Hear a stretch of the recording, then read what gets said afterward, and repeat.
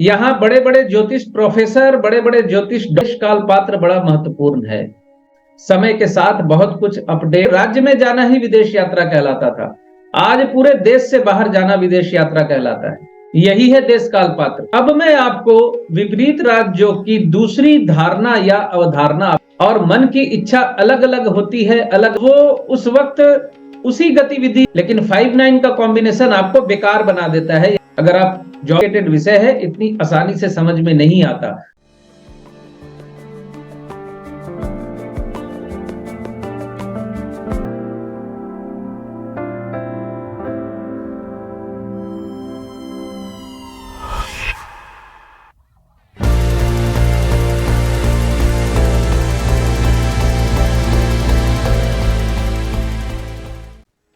बहुत बहुत स्वागत है आप सभी का मेरे YouTube चैनल पर। मैं सिद्धांत सहगल, वैदिक एंड केपी एस्ट्रोलॉजर। विपरीत राजयोग के बारे में आज चर्चा करेंगे। ज्योतिष में राजयोगों की चर्चा बहुत होती है। विभिन्न प्रकार के राजयोग है। गजकेसरी योग है, बुधादित्य योग है, मालव्य योग है, शश योग है, रुचक योग है, नीच भंग राजयोग है।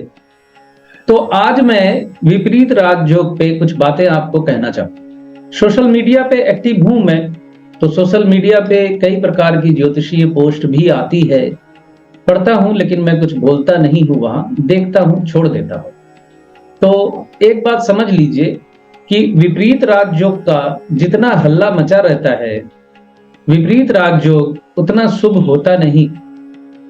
पोस्ट जो आई थी मेरी नजर में, वो पोस्ट यूं थी कि अष्टमेश अगर छठे भाव में बैठ जाए, अष्टमेश अगर द्वादश भाव में बैठ जाए, तो ये विपरीत राजयोग होता है। षष्ठेश अष्टम में बैठ जाए, द्वादशेश अगर अष्टम भाव में बैठ जाए, तो ये विपरीत राजयोग होता है।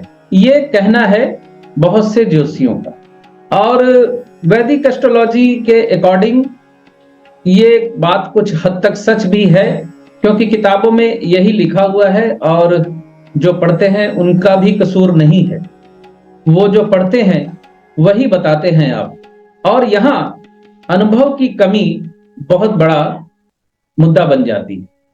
वैदिक ज्योतिष या पराशरी ज्योतिष को मैं गलत नहीं ठहराने की कोशिश कर रहा, क्योंकि वैदिक ज्योतिष के बेसिक्स या पराशरी ज्योतिष के बेसिक अगर आप नहीं सीखेंगे तो आप ज्योतिषीय फलादेश नहीं कर पाएंगे।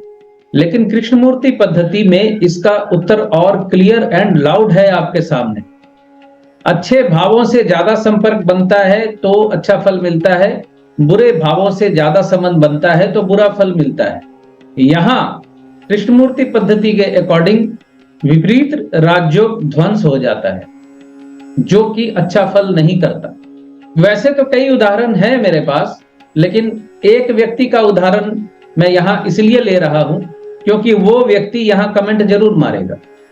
उसकी सिंह लगन की कुंडली है, उसकी सिंह लगन की कुंडली है, चंद्रमा द्वादशेश है और चंद्रमा अष्टम भाव में बैठे हुए हैं मीन राशि, यानी सिंह लगन में कर्क राशि द्वादश भाव में होती है, और कर्क राशि के लॉर्ड चंद्रमा अष्टम में बैठे हुए हैं, सिंह लगन में मीन राशि होती है अष्टम भाव में।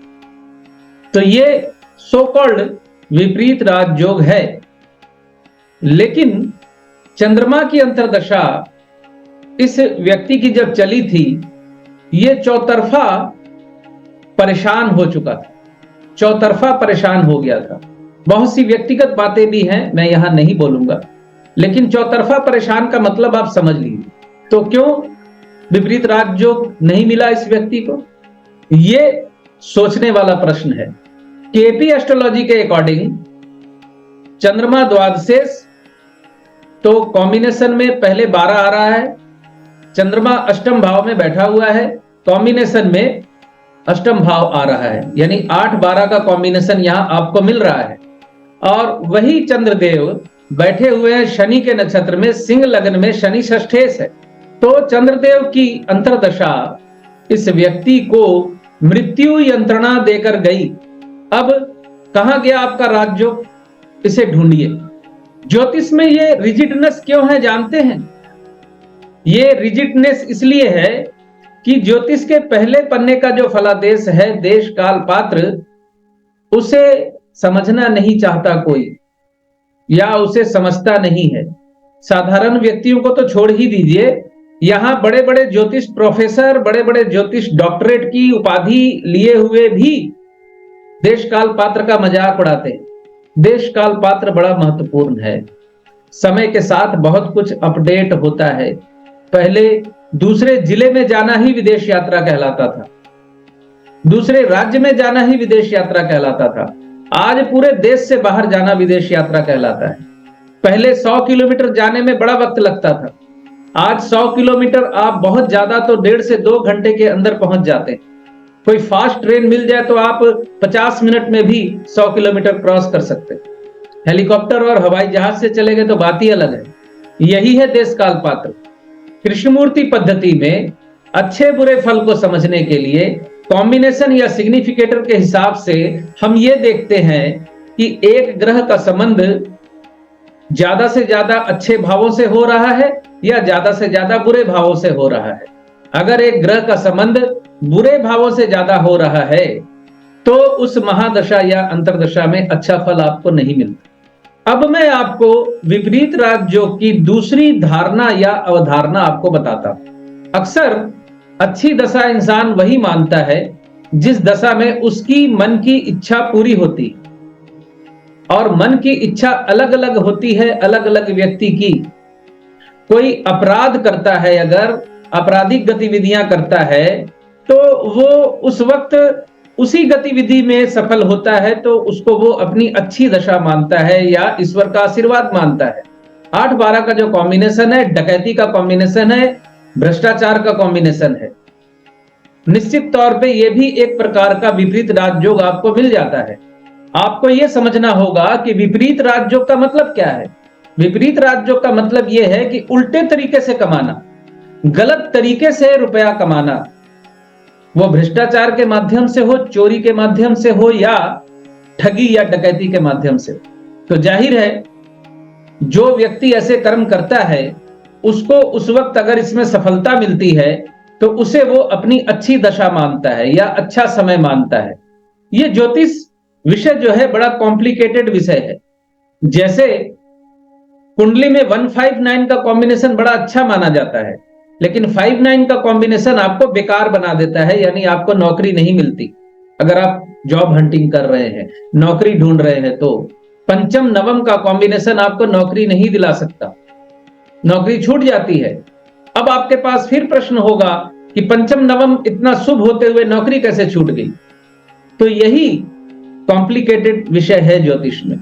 ज्योतिष में 2 और 2 4 नहीं होते, 2 और 2 36 हो जाते हैं कभी कभी। तो इस विपरीत राजयोग के सगुफे से थोड़ा बचिए।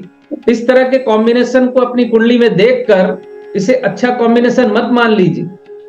अमूमन तो इस प्रकार के विपरीत राजयोग जो आपकी कुंडली में बनते हैं, इन दशाओं में अच्छा फल आपको नहीं मिलता, आप परेशान ही रहते हैं। अगर अच्छा फल मिल भी जाता है तो आप ये जान लीजिए कि उस विपरीत राजयोग की वजह से आपको अच्छा फल नहीं मिल रहा है।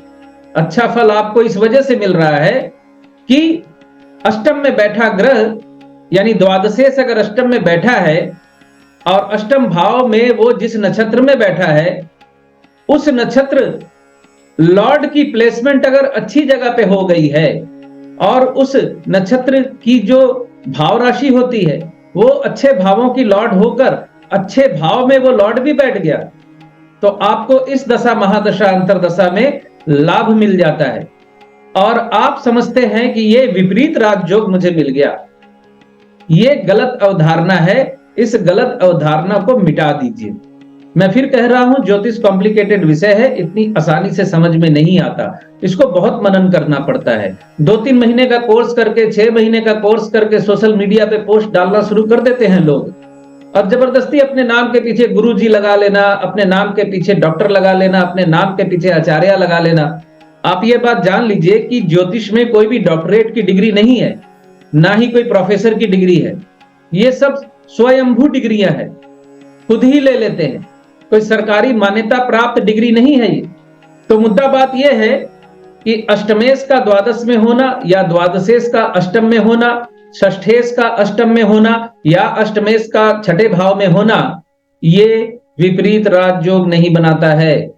षष्ठेश अगर अष्टम में होगा तो आपका रोग लंबा खींचेगा। अष्टमेश अगर छठे भाव में होगा तो पुराने रोग बार बार उभर कर आपके सामने आएंगे।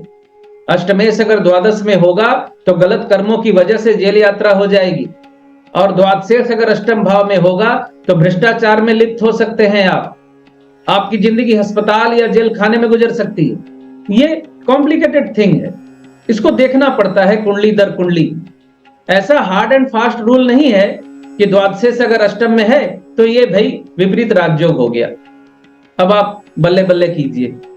और इस विपरीत राजयोग को लिए मारे मारे घूम रहे हैं लोग, लेकिन फिर भी बताने वाले बाज नहीं आ रहे बताने से। तो इस सत्य को समझिए, सत्य को स्वीकार कीजिए। यह भी समझ लीजिए कि राजयोग बड़ी चीज होती है, हर व्यक्ति की कुंडली में नहीं होती। और छोटे छोटे राजयोग जो होते हैं, आपको अपने समाज में, अपने परिवार में आपकी थोड़ी पूछ हो जाती है, आप थोड़े से स्थापित हो जाते हैं, तो छोटे छोटे राजयोग आपको इस प्रकार से मिलते हैं। आशा है ये वीडियो आपको पसंद आएगा। हालांकि कड़वा सत्य है और कड़वाहट या कड़वा भोजन हमेशा स्वास्थ्य के लिए लाभकारी होता है। बहुत बहुत धन्यवाद आप सभी का जुड़े रहने के लिए। खुश रहिए, स्वस्थ रहिए।